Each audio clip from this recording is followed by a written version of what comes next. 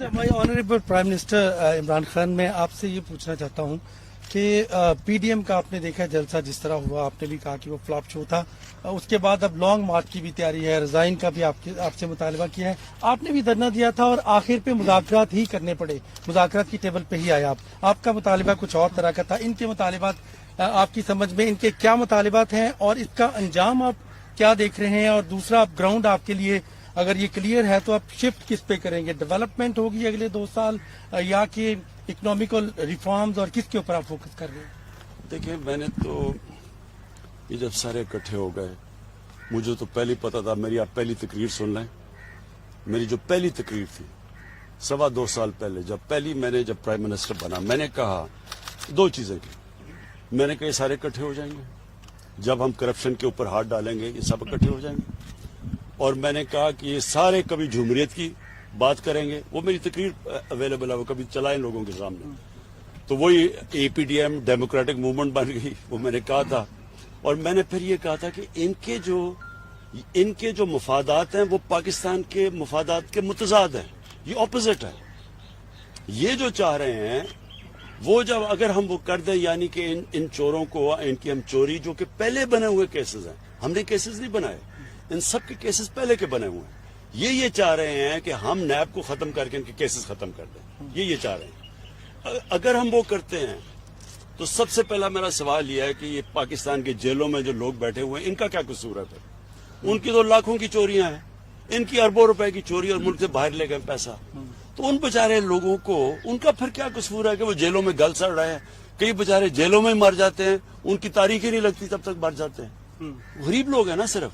ये जो सबसे बड़े डाकू हैं, ये मुझे ब्लैकमेल करने की, मुझे पहले ही पता था इन्होंने कोशिश कर दी है। मैंने बार बार आपको कहा कि ये मुझे कोशिश करेंगे, लेकिन मैंने इनको एनआरओ नहीं देना। लेकिन स्ट्रेटेजी क्या है? जो भी स्ट्रेटेजी इनकी है कभी कामयाब नहीं होगी। मुझे कभी मैंने तो उनको मुल्तान में भी इनको कहा था कि इनको करने दो जो करना चाहते हैं।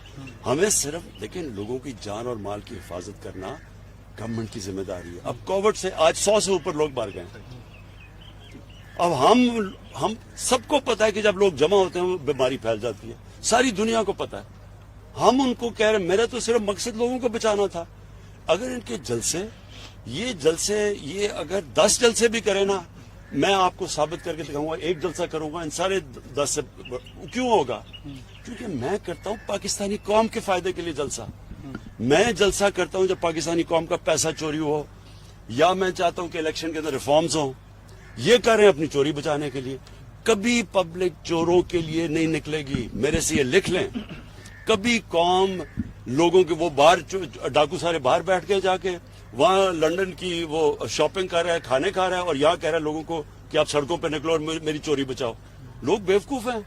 देखें, जो इंसान समझता है ना कि अवाम बेवकूफ है, उससे बड़ा बेवकूफ है ही कोई नहीं। इलेक्शन के हवाले से कल कैबिनेट में भी आपने एक डिसीजन लिया कि मार्च के बजाय से फरवरी में, तो क्या सुप्रीम कोर्ट में कोई रेफरेंस दायर करने जा रहे हैं? कैसे करेंगे? और साथ जो कैबिनेट का एलामिया है उसमें यह भी था कि तमाम सियासी जमातों के लिए मुज़ाकरात के रास्ते हम उसे करेंगे शो ऑफ हैंड के लिए।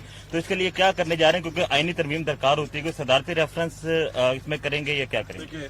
देखिए 2 चीजें हमने फैसला किया। एक, हम इलेक्शन जल्दी करवाएंगे सेनेट के, क्योंकि ये सारा ड्रामा हो रहा है।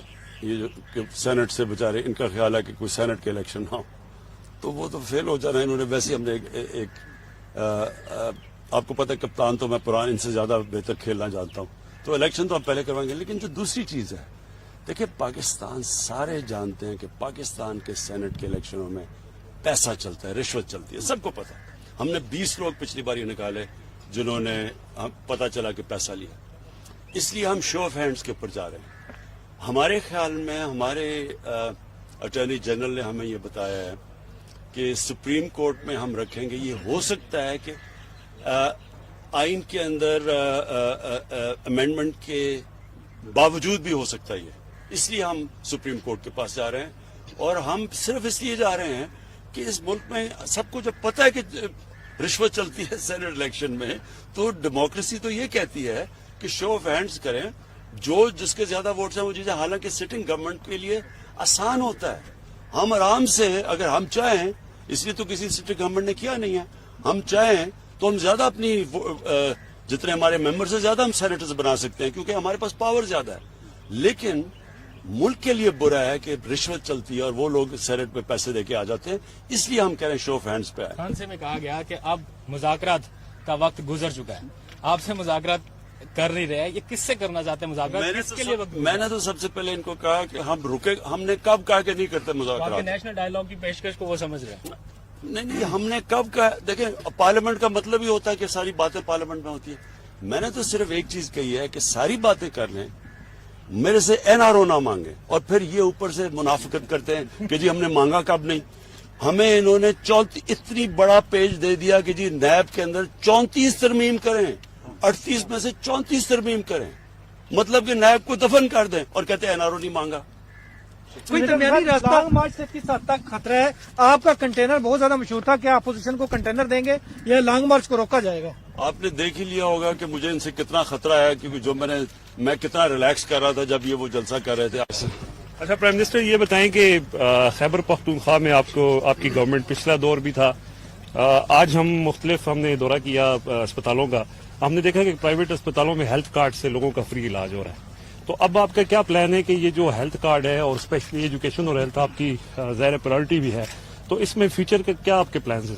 देखिए, हेल्थ कार्ड के दो मैं आपको फायदे बताऊं। सबसे पहले तो एक गरीब घराने के अंदर जब बीमारी आती है ना, तो सारी दुनिया की रिसर्च ये बताती है कि वो घराना सारा ही गुर्बत की लकीर से नीचे चला जाता है। सफेद पोश लोग भी होते हैं, उनके घर में कई दफा बीमारी आती है तो उनके भी हालात ऐसे हो जाते हैं कि वो मकरूज हो जाते हैं। तो ये जो हेल्थ कार्ड है, यानी एक हर घराने को पख्तूनख्वा के अंदर अगले 6 महीने में सारे जितने भी पख्तूनख्वा के शहरी हैं उनको 10 लाख रुपए की हेल्थ इंश्योरेंस मिलेगी। मेरे ख्याल सबसे पहले तो इससे बड़ी नेमत कोई नहीं है, और वो जानते हैं जिन लोगों को के घरों में बीमारियां होती हैं और पैसे नहीं होते, तो उनके लिए तो सबसे बड़ी चीज। दूसरी इसकी बड़ी फायदा क्या है? इसका फायदा ये है कि हम गवर्नमेंट, पाकिस्तान में इतने अस्पताल है ही नहीं जितने होने चाहिए, और गवर्नमेंट बना नहीं सकती इतने ज्यादा अस्पताल, हमारे पास पैसा ही नहीं है। तो ये हेल्थ कार्ड की वजह से प्राइवेट सेक्टर को अब हम इनकरेज कर रहे हैं कि आके हॉस्पिटल्स बनाएं। तो प्राइवेट सेक्टर का मतलब ये कि अगर कोई भी अस्पताल बनाना चाहे, हमने उनकी मदद करेंगे। सबसे पहले कि उनको हम जमीन सस्ती देंगे, क्योंकि जमीनें बहुत महंगी हैं, अब तो वो बना नहीं सकते। नंबर 2, सारी भी जो चीजें वो इंपोर्ट करेंगे बाहर से, जो पाकिस्तान में नहीं बनती, हॉस्पिटल इक्विपमेंट, वो ड्यूटी फ्री होगी। और नंबर 3, हेल्थ कार्ड की वजह से वो कहीं भी अब हर कोई अस्पताल जा सकता है, पैसे दे सकता है हेल्थ कार्ड की वजह से। इसका मतलब जिधर छोटे छोटे शहरों में हॉस्पिटल नहीं होते थे, प्राइवेट हॉस्पिटल, अब प्राइवेट हॉस्पिटल्स का जाल फैल जाएगा पाकिस्तान में। तो हमारा एक पूरा हेल्थ सिस्टम के अंदर ये